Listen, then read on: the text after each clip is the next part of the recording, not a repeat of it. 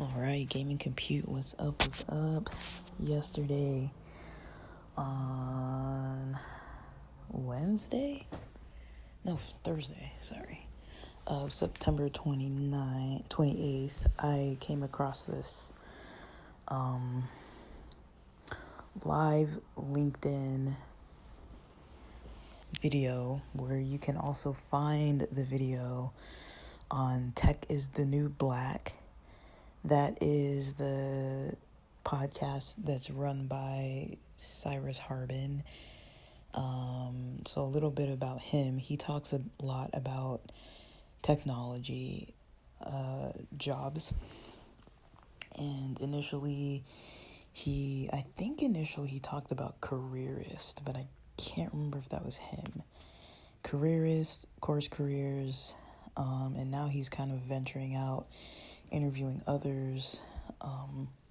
Now these fields aren't just for Black people, but he mostly, I wouldn't really say that the content is fully tailored towards Black people, but maybe in a way. Like, he interviews a lot of Black tech professionals,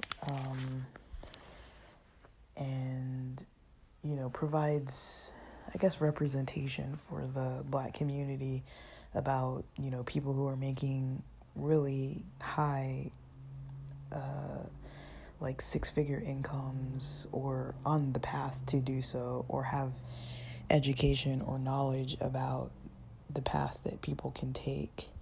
Now, it's not all about always doing like, okay, let's do like a quick job, like a quick class, boot camp, and go straight into working and making six figures. Like, it's not that all the time. So he interviewed this guy from Yellowtail.tech. Yellowtail.tech. Basically, it's a training program for Linux or cloud related jobs. And they also talked some about just basically how to get into the program. And so this one is not technically a boot camp. It's about, I think they said it takes about a 12-month period to kind of get in, get trained. I think for October 2023, the cohort had one more space as of yesterday. And then I think they're gonna have, like, once that space fills for that cohort, they're gonna have the next batch of, I guess, applications being reviewed for people who want to become students.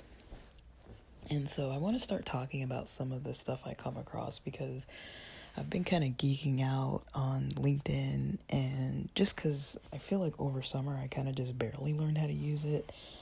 I'm a little bit behind, guys, because, I've been working for so long that I never really thought much about networking or needing to kind of be really involved with social media too much, other than podcasting. I'm very limited on social media lately. I'm trying to kind of kick up a little bit on Instagram, but it's not really my flavor. But I'm kind of more into static sites, blogs, even though blogs are kind of like ancient. I still kind of like them more because I like writing. But yeah, so you can watch that video. I will link the whole video. But I wanted to talk about it because I found it to be pretty important. So they also talked about GovTech, jobs. If people have security clearance already, they might have a foot in the door with some of this Linux or cloud training, to be able to kind of get into GovTech. And then a lot of people, after finishing this Yellowtail.tech program, have a starting salary near 90K. And I believe they said if you don't get a job within, I don't know if it was 5 months or 6 months. It sounded like at one point he said 5 months. Then at the next point he mentioned 6 months. If you don't find a job at 5 or 6 months, then you get your money back from what you spent for the educational program. And so, for people who are interested in, this type of training, now I don't know the cost. I don't know the price because it seems like, let me see if I can actually look that up. But I don't know if it says the tuition cost. Let me see if I can look it up real quick. So if I look up Yellowtail.tech, .tech.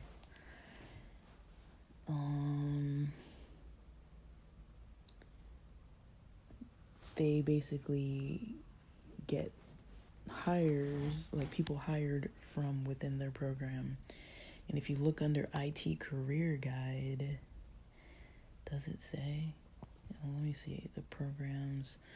So if I look at Linux for jobs, it says the next cohort starts on October 16th of 2023. Cloud for jobs 2.0. The next cohort starts on October 24th of 2023. So within like 2 to 4, about 3 to 4 weeks or so, give or take a few days there, we've got it starting up. So they mention for this Linux for jobs, they talk about the IT infrastructure networking is 6 weeks. Linux for jobs is 16 weeks, which is starting at the beginning going of that 6-week period as well.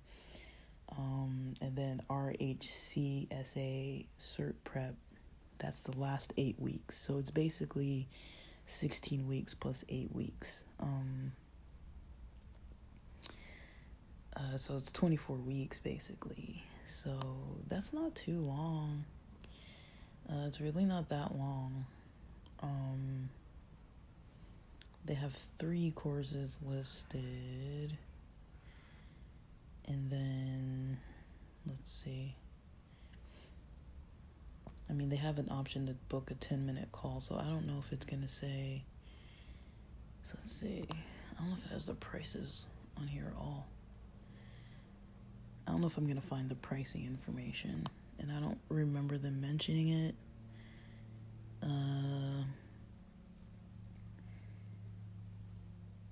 And so it's mostly for people who are serious, motivated students who want to get into the IT field. I think to learn more, you really have to book that 10-minute call, because it does not, unless I'm just not finding it, because usually, okay, so the guy they were interviewing, his name is Juby Vilcius. So first name Jubeevilceus. I believe he's on LinkedIn. I've been watching some content and trying to like add people that I watch content from, just because it's like, they're already in the tech field, they're already working, even if it's not directly the same thing I'm trying to do, it's good, especially if you've seen someone engaged in their content, been live on an event, it's just a form of networking. Now, it's not serious networking for me with some of these things. But yeah, I don't really see the price actually listed on here. Sorry about that. But yeah, I don't really know. I wish I could find that, and I don't know if you mentioned it. They say percentage-wise, students in gender breakdown, about 61% men, about 28% women, about 11% other as far as gender, As far as race, about 71% African American, 11% white, 6% Asian, 6% Hispanic, 6% Pacific Islander. And to some people, that's an important thing, to have a lot of minority representation. So that is something to consider, if that's something that's important to you, or even if it's not important to you, but someone who it might be of importance to, you can always share that kind of information. The reason why I want to share this information is because a lot is happening, a lot is changing with colleges and universities. Now, I still don't know where I stand on it because I'm an elder millennial and I'm still part of that generation that kind of went through the mainstream schooling system, chose a major in psych. It's a good major. But, once I realized how much it was kind of impacting my health as far as my own energy levels to maintain energy for myself and do things I need for myself, that's when I was like, I don't know if I can really maintain my health and my goals, because I have other interests outside of psychology, where I was like, I don't really know if this is going to work for me to just be working in a field where, all I can find time to do really outside of work is party with my friends. That was fun, but outside of that, it was I'm not growing other skills. Even though I wanted to do podcasting, I remember I was podcasting before work or during lunch. And if I tried to do it after work, I was always super tired. And I mean, those of you who have been around on this pod for a while, you know how it was. If you listen to episodes that are before 2023, it was different. I wasn't really focused on any specific topics. It was more just okay, let's just record, just to keep, the momentum going. But, I was really having trouble kind of figuring out which direction I even wanted to go with things, because I was I don't think I'm really providing value. I'm just, other than providing entertainment, there wasn't really a lot of value that I was adding. Now, because of the route that I took with education, and kind of looking around, if I had been on track with everybody else I knew, right? So say I went the psych route of everybody else I knew, because I never got licensed, which was strategic because I knew that I didn't want to stay in the field of psych. I knew I wanted to keep my job. I never knew when I was going to quit, but I always knew I wanted to do, something more tech related as well, and small business, entrepreneurial related as well. But working for a company for so long, I would say I learned a lot of ins and outs. So I'm not going to say that I learned nothing. School taught me a lot.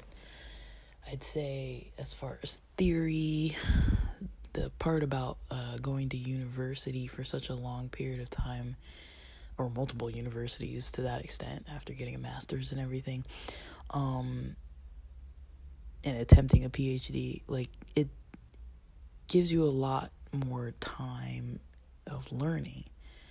What it didn't give me was a lot more time of work experience. So I would say while I was in community college, I was working at a job that was pretty unrelated. It was kind of in the field of, just playground supervisor, working a few hours here and there. So there was some money coming in, but it wasn't full time. And I was working lunch breaks, after school times, a few days a week, not every weekday, never weekends. So school got out, let's say for the kids for lunch or so, it was let's call it noon to 1. I really don't remember. And then after school, let's call it 3:30 to 6 p.m. or so. And so we would, I guess we would stay till the last kid would leave. Now, if the parent picked their kid up after 6 p.m., I think it was $1 a minute for however late they were. So if they came at 6:30, you'd be there till you'd be there till 6:30, but they'd pay you $30 extra. Or if it was like till 7, they'd pay you like $60 extra or something like that, because it's like an inconvenience to your time, because you're supposed to be off work at 6, and a lot of times it was like unplanned. It was a little unplanned. So they kind of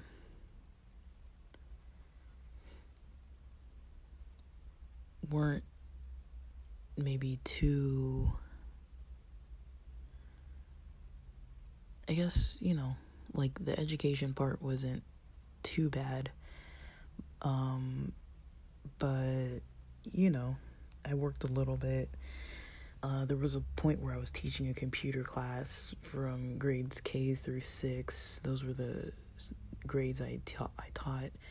I don't really feel like I did very good at that job. I'm not a trained teacher. Like, I don't really know how to, like, teach kids that don't want to learn. I'll put it that way. And I was also at one point teaching computers to senior citizens who lived at like a senior living at 2 different locations I think in Carson or something like that.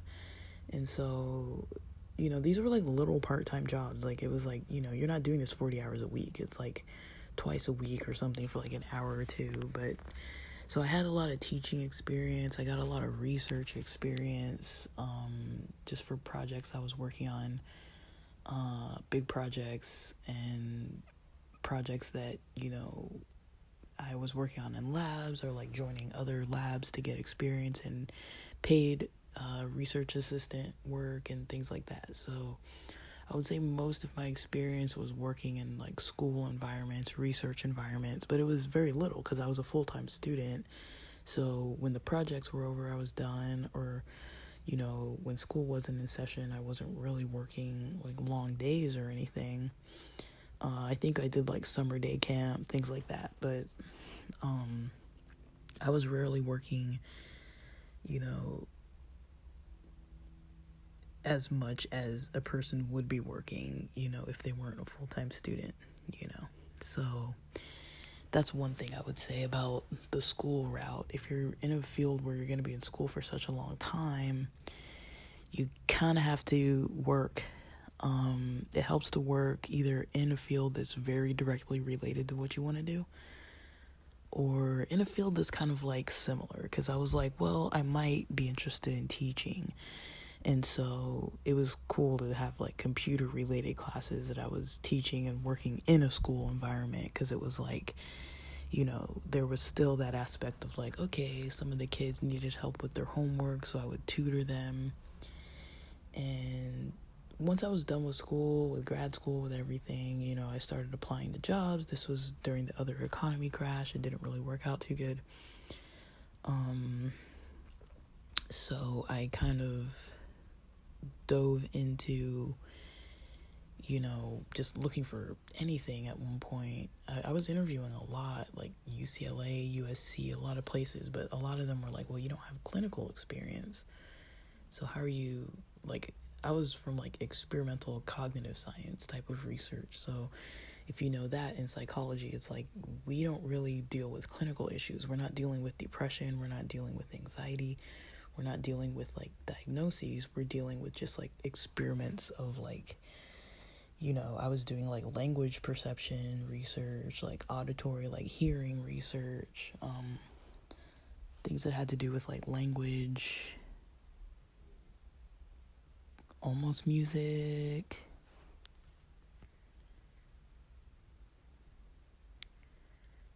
But yeah.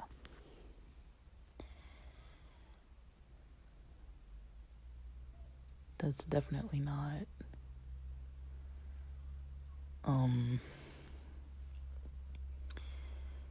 like what you would expect, you know, if you're trying to work for like a clinical research program. So that's what kind of led me more towards wanting to get a PhD, because I was like, well, it's going to be hard to do research if I can't get a job in research. And I ended up tutoring, which was fine. That went really well. Tutoring went really good. But the issue with it was, again, like I was tutoring kids through a No Child Left Behind program. We were, I don't know how many, I don't remember. It was like they had to do a certain amount of hours, so let's call it like 60 hours or something like that. I don't know. After they took a, pre-test that kind of showed which areas they needed help in the most, and it showed what grade level, and it was either English or math. And, a lot of these kids needed full-time tutors. They needed paid tutored work. They needed, probably smaller class sizes and individualized attention. And, the classrooms were big. A lot of times the parents didn't really speak a lot of English or didn't really know the school system. But the kids were all smart and they knew a lot. But,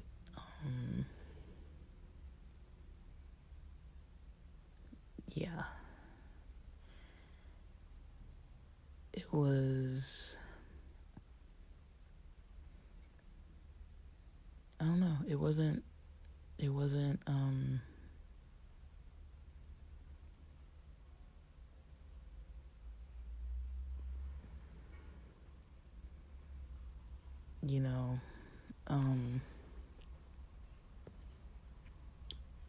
something that I was going to try to do forever. So when you think about all those types of jobs that I was doing before even working in mental health, all those jobs were like short-term jobs, it was almost gig related, almost. It was like contract.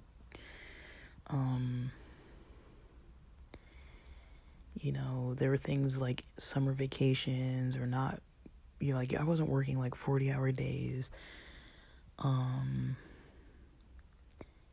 40-hour weeks, especially because I was in school. But, that was kind of normal. Like it was fine to kind of go that route. But if you think of it, my friends that didn't go to college, a lot of them were working and, building up within a company. So experience within a company.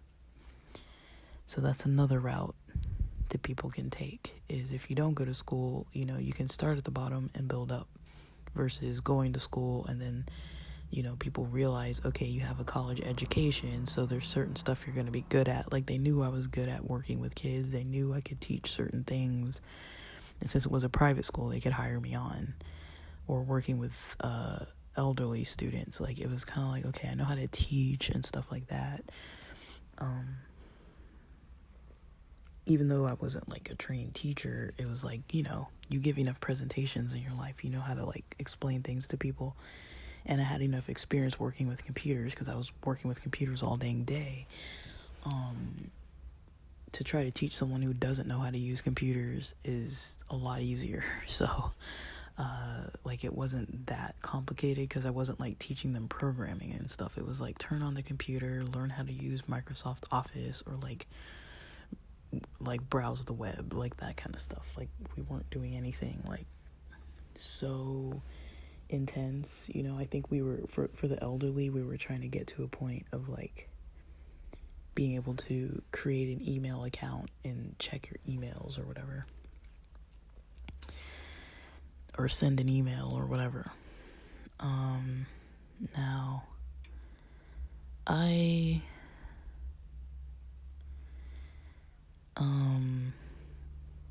liked it. It was fun.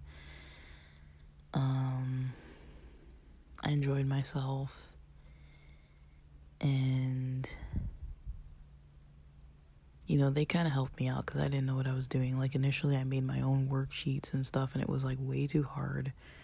Like, they didn't even know how to, like, turn stuff on, and I didn't know that.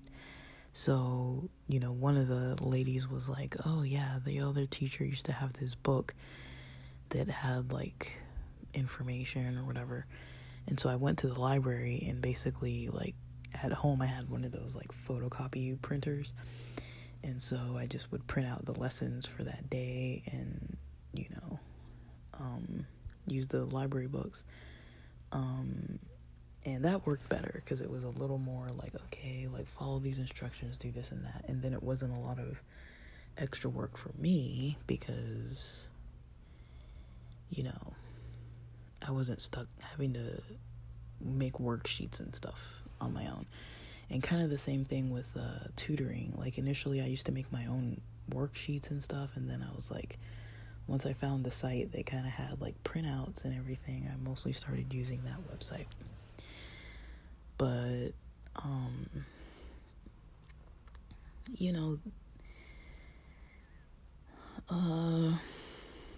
in a way that those kind of jobs were like methods for me to kind of get my foot into the door with like teaching skills and things like that. And I kind of stumbled into mental health because I was in a school program that made us do practicums, and then when I couldn't stay in the school program, as we all know, I started going into I got hired on because I was already at a practicum, so that got me a foot in the door. And then I stayed there because it was stable. But the main thing that led me to not want to get licensed was just the intensity of the work. Like, the population I prefer to work with are the homeless people. That's what motivates me the most. That's where my heart is. But it's also very depressing and a lot of hard work, and very hard to help people that have a lot of other issues going on that aren't being addressed, or aren't easily being addressed, or smoothly being addressed. There's a lot of, I guess for lack of a better term, kind of hand-holding, a lot of kind of trying to, guide people, like individually, guide like a few people at a time. You can't really help like a mass amount of people. Like, it's a little bit at a time because there's so many things that go into it. And it was fun, it was intense, but it was fun to help people. But if I had stayed on track with the friends that I have now, most of my friends started, using their license, having their license in 2022. A lot of them switched into jobs that were paying somewhere between 60 and 80K. Most of my friends aren't trying to go into private practice, and so that's kind of where their pay rate's gonna stay for the most part. And it might change with the economy. That's not bad money. The other tier of friends, they work for like a group practice or do contract work.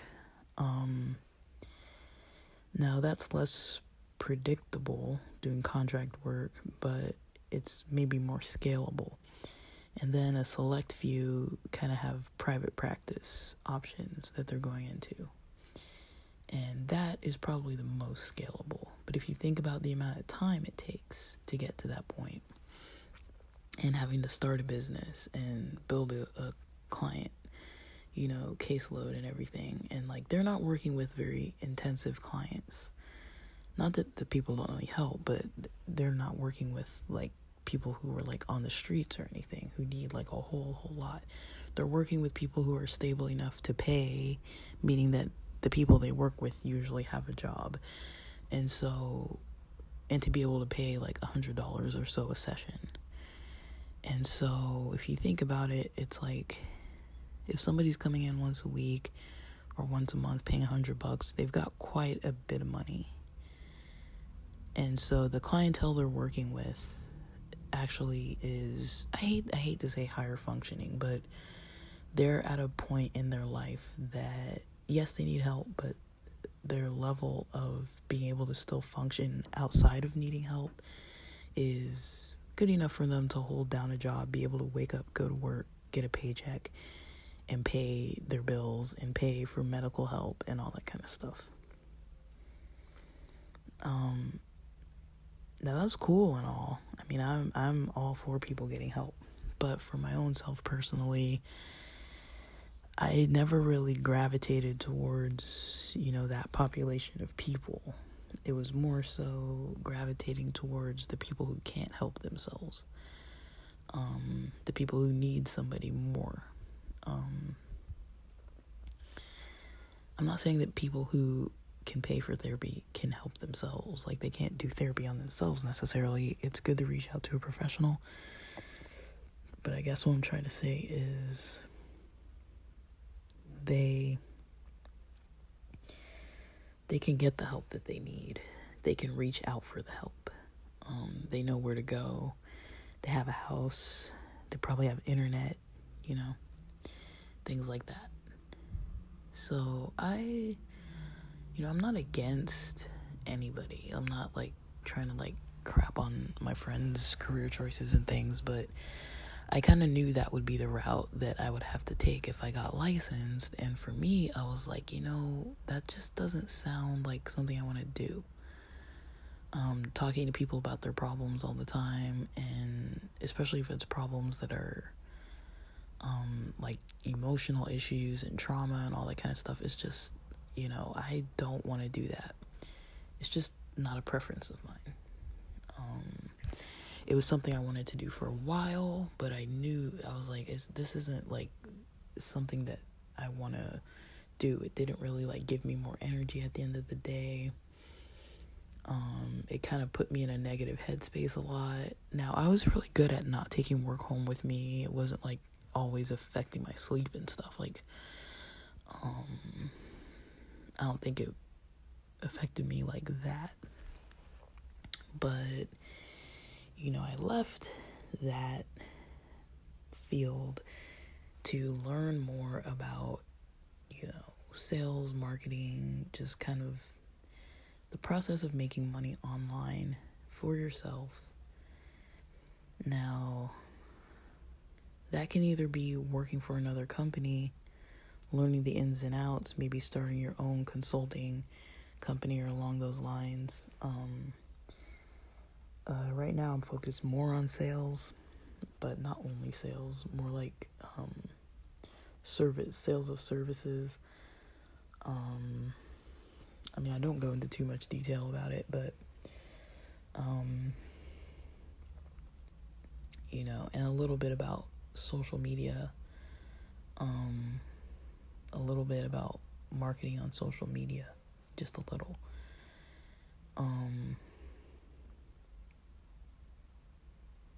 But I've been dabbling in these fields for a very long time. The first work I did was apparently in 2013 or something, or maybe 2012, somewhere around there, is where I started doing work.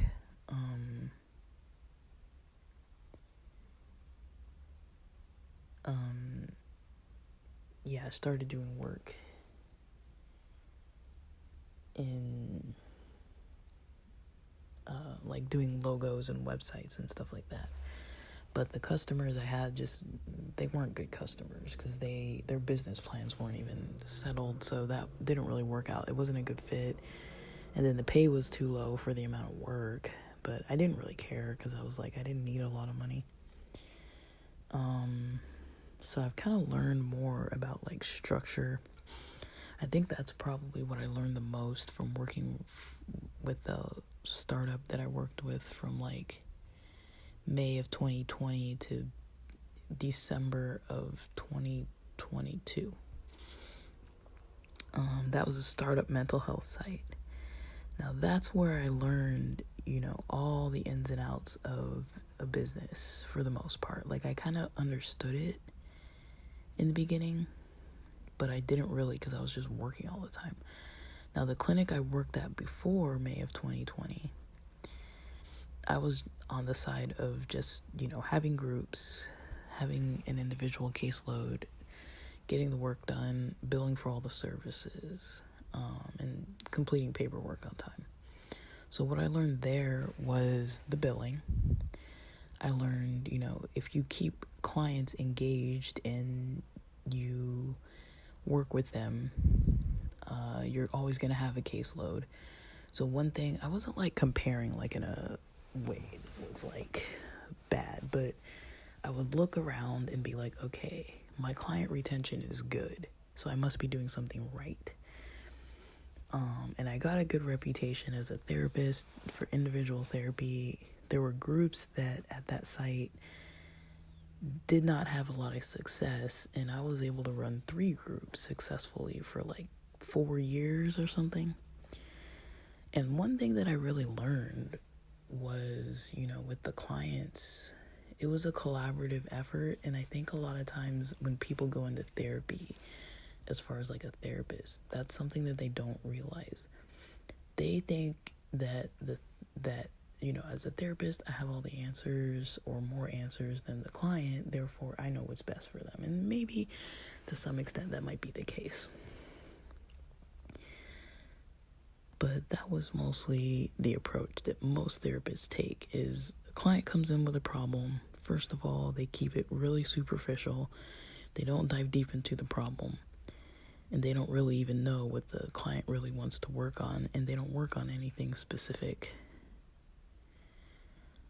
Now, it takes some sessions to build rapport. You can't just like dive right into the deepest thing first. But if you don't know what the problems are that a client's dealing with, how are you going to help them? There's going to be the little fires to put out on a regular basis, and then the themes that are kind of overarching and interfering with their life. So you want to be able to deal with both of those sides of things. And it's always intense stuff. The clients we worked with were always like in and out of hospitals, even without us. They were, right on the verge of like crisis all the time. And so it wasn't an easy population of people to help, but I learned how to at least engage with most of them, unless, other than the ones that, had certain types of personality disorders that just, it's not just me they didn't get along with anybody, but,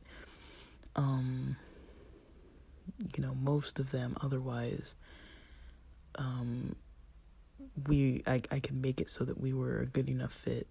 I mean, sometimes racially, there were some clients who maybe wanted someone who's Spanish speaking or someone who is a certain other gender or something like that. So there were some clients who had specifics, which is fine. It's perfectly acceptable.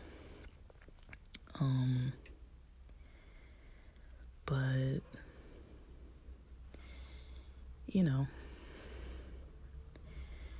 there were other clients who, we were able to keep a group going. Mostly what people wanted to talk about was what was interfering with their social life, because we're humans, we're social creatures. That was mostly what most people wanted to talk about, was how to socially perform better. While they have all these other issues going on, they wanted to date. They wanted to not fight with people. They wanted to be comfortable during the holidays with their family who treated them badly, or family who was invalidating and didn't understand their conditions. They wanted to, have better relationships with their kids. They wanted to meet people in the community and have, safe spaces and safe community with people. Who doesn't want those things, right? And that's what was mostly important to a lot of them. And that's how we worked together. So at that site, I learned how to work with people, as well as like putting out all the fires of the crises and all that kind of stuff, and trying to be, comfortable under pressure. So I learned that. And then once the month of May came around, I switched jobs to a startup.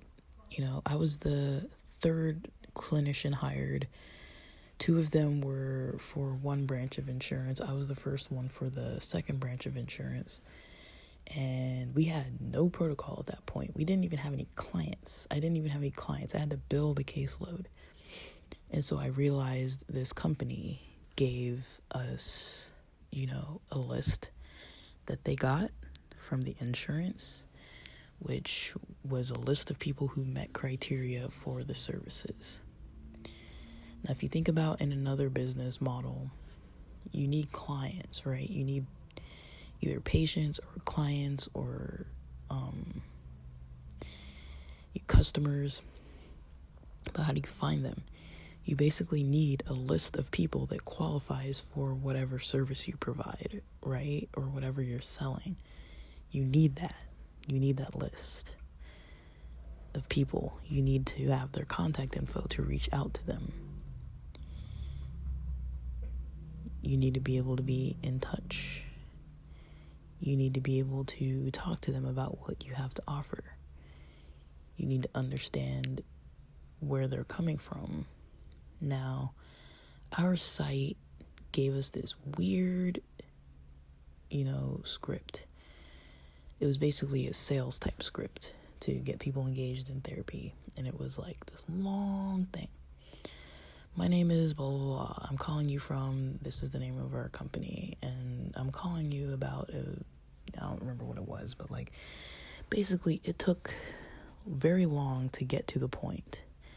And I realized, if I were on the other end of this call, there's no freaking way I would listen to this. Or if somebody left this voicemail for me, I would never answer that.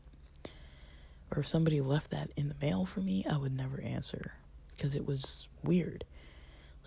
It was a pitch, it was a clear pitch, but it didn't make any sense. It seemed like just some casual medical program that was just trying to pitch some kind of weird thing that didn't seem valuable. So I realized that pitch did not work. I strayed away from the script. I didn't use the script unless people asked me more information. So I wrote down, what are the most important things for people? Mostly people seem to engage with the transportation services that we can connect them with, the fact that we could schedule them with appointments, the fact that we could talk to their providers if something wasn't going smoothly, like if they didn't get their meds or whatever. And people needed resources for housing, for food. These are people in poverty. So I started with that. Hey, I'm calling you from your insurance. I wouldn't say the name of our company because they didn't know what the heck we were. And in the original script, they had us explaining the company and what we were and all this kind of non-profit blah, blah. Nobody cares. Nobody cares about all that. They want to know, who are you and how can you help me? And so that's basically what I told them. I'm contracted with your insurance. I'm a care manager. I'm reaching out to you because the insurance asked me to reach out to you and see if you need help with free food, free transportation is already covered by your insurance. If your housing is at risk, if you're having any trouble, with any services that your providers have been trying to schedule you with, but nothing's following through. Those were the big bangers to start with. And that's basically what I introduced. And people gravitated towards that. They wouldn't hang up on me right away. They would listen. And who doesn't want free transportation, free food, right? Even if you already have transportation and food, why not have a free version? Why not have someone who can call and set up appointments for a ride to get to you, take you to your appointment, pick you up, take you back home? These are elderly people a lot of times. Why not have, free food options, options to get connected to free clothing through clothing drives and things like that. Community resources in general. And just someone to talk to your providers, someone who sits on hold, talking to the stupid offices, hey, this person doesn't have their knee brace or whatever they were supposed to get. Their medical equipment doesn't work. They need a different type. They don't have it yet. They didn't get their compression socks. They need them. They're in pain. You know, I was that person that would enroll people so that I could talk to their doctors about that, and start right away. You know, I'd tell them, hey, what can I get started in during this week, and we'll check back in a couple days. You can call me or text me at this number, you know. And then as we went on, I would complete the assessment with all the information versus reading this long script that nobody wanted to respond to. You know, I kind of learned the ins and outs real quick of how to get clients. You help them first in the first week, they're going to keep coming back. Now, mind you, they weren't paying for our services, so that was a whole different thing. But if you can take that approach, you know, that was one thing I learned. You know, if you are able to notice pain points, you know, something that's already not working in a person's life, and you have the answer, and you can relieve that burden, at least partially, if not in whole, you might have a customer. You might also have referrals from them. And so that's just one thing I learned. I learned many things, but, you know, if you're gonna go into work for yourself, that's something you need to know how to do. Now, I have an example that I may post next about a person on LinkedIn who was doing this presentation, about a 30-minute presentation. I tuned in for like 15 minutes, but I recorded 11 minutes of it. They're trying to get people involved in a passive income resource. They're trying to connect people, get customers, if you will, for whatever they have to offer for passive income. Now, I like to study pitches, and their pitch, you know, is basically like you come on to their live event willingly and listen, you know. So I think this person initially reached out for me to add them on LinkedIn, and then, you know, I eventually came across it today, and I logged on, and they were there, and I was like, I have time for a little bit to like see what's up, because I keep seeing this person on LinkedIn popping up with, you know, stuff that they post. So let me just tune in, because it's familiar now that I've seen their name around all the time. So I did just that. I kind of popped in, saw what they were doing, realized I don't think this is for me. Mostly because they were just beating around the bush. Like, I was like, I don't know what this has to do with me. Like, it sounds like it's going to be a lot. You know, it's already like a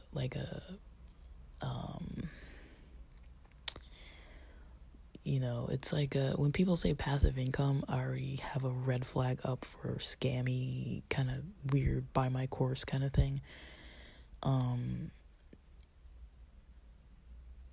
You know, so, and usually passive income, as we all know, isn't what people say it is. A lot of people think, oh, I'm going to set this thing up and it's just going to make me money. Kind of like a retirement account. You put money in your account, 5 years it grows, 10 years it grows, a decade, 2 decades it grows. You know, that's very passive. Other than the fact that you have to work for the money, you're just putting money in there and it's growing. Most other sources of passive income do involve a form of work. Now, you're not working for hours, but a lot of the times what they tend to do is do this pyramid-ish type thing where you get a bunch of people on your team who are doing work for you and you're getting money that way. And, you know, I can kind of sniff a rat, and you can kind of tell when things are going that direction. Now, I'm not saying they were, because I didn't even listen to the whole thing, but a lot of times, I'd say like over 80% of the time, it's something like that, or buy my course is probably the other like 5%, 10% almost. And then you got a 10% other, you know, type of passive income educational type of program that actually gives you more. So we'll talk about that some more too, but I think for now that's about it with this one. Just, talking about the combination of education and work experience and, scaling your income, just kind of seeing how that works together. So we're going to talk about these educational programs as they come up, as I learn about them. Now, I don't have like an exhaustive list or anything. It's just based on what I've come across that I'm experiencing. There's plenty of tech sites out there that are tailored towards specifics of what people want to do, but I want to just get the gears turning for people. My purpose is to educate, maybe entertain, but I don't think this is very entertaining. Educate, motivate, get people have their own gears turning for what they want to do, and go from there. So this is getting pretty lengthy, but I'll keep posting a little bit about this stuff. I'm not done actually posting about, the shorter tidbits about, your own online store, online businesses, but I feel like this general topic is pretty important to kind of talk about, because a lot of times people need to make that decision. Am I going into a job? Am I going into a boot camp? Am I going to a traditional university? Am I going into an online training program? How am I going to get my foot in the door for a company? How am I going to get my foot in the door? And what are my,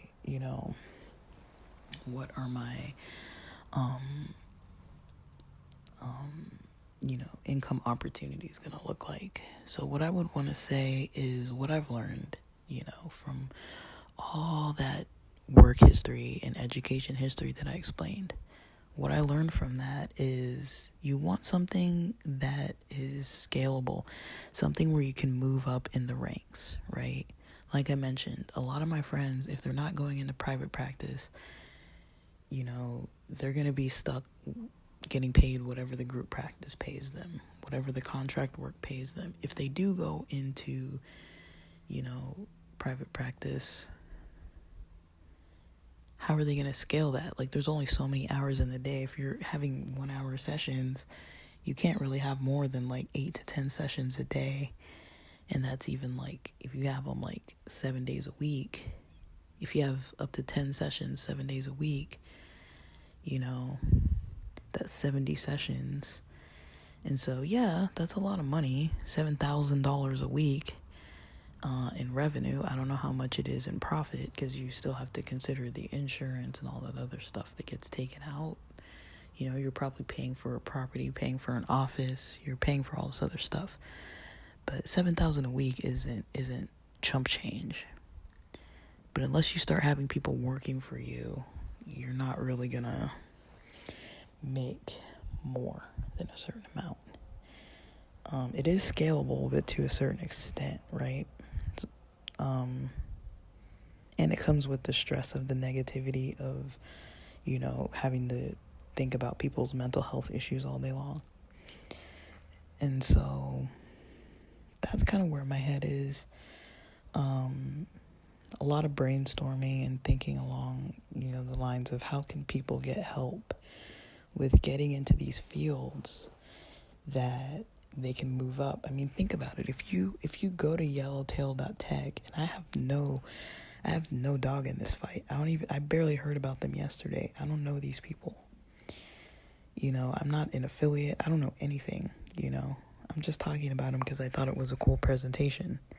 That's what I like to hear. You go to school for a year, money back guarantee in 6 months, if you don't get a job after that. So within a year and a half, you could be making $90K. And that's in a year and a half. 6 months later, 12 months later, you can already be in the six figures and still moving up from there. I mean, if you look at reviews on these things, read about the people, look at their sites and everything. These people are making good money without going $500,000, $250,000, $500,000 in debt for a PhD, $250,000 in debt for a master's degree, maybe 6 figures in debt for a bachelor's degree, and having no work experience after that point, or hardly minimal work experience, and still having to work your way up from the bottom. And who knows what field, whatever field you can get a job usually at this point. I mean, for people who are starting or wanting to hit that restart button, these are options. They're viable opportunities. These are real companies, people who are starting companies where people are able to do this. And people worry about tech with job security, yes, for sure. But it's like, if you're making that much money, you can save. Imagine if you were able to live off of 50K, 60K, saving 30K for your first year. Save another, say if you get the second year, you start making 150K, maybe live off of 75K, save almost another 75K. You've already saved over 6 figures at that point in 2 years. I mean, even if you don't have job security, you can live off of that money for 2 years, while you're figuring it out. So it's like, at the very least, if you could work a job for 2 years, save back money, you'll still be set. You'll figure it out within 2 years. You'll figure that out if things do come to a halt and everything comes crashing down. So if you think about it that way, I mean, what would you have coming out of a university? After a year in a university, you're barely finishing, like, not even all your generals. It takes like 2 years to get your general education. 2 years and how much money? Like, at the least, you're spending 40K in debt. You could have made 40K. More than 40K. You could have made double, triple 40K.